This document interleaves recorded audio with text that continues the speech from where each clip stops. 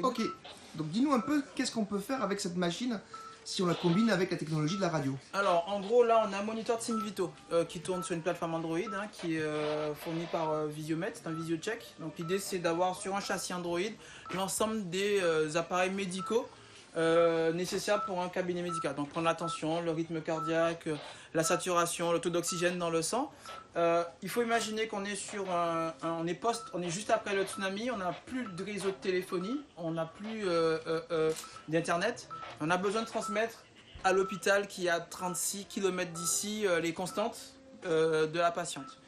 Donc ce que l'on va pouvoir faire c'est connecter en Bluetooth en fait le terminal ici. Donc en Bluetooth il va envoyer au module Bluetooth, le moniteur cardiaque, le moniteur de SingVito va envoyer en Bluetooth au TNC, donc en fait c'est un modem qui va recevoir en Bluetooth les constantes. Il va convertir ces constantes là en signal audio. Alors en audio ça donne à peu près ça en son. Je vais mettre un peu plus fort, ce sera plus sympa. Voilà, on va baisser là et on va hausser de l'autre côté. Hop là, hop. Je vais vous faire écouter un peu ce que c'est. Donc c'est ce qu'on appelle de la X25.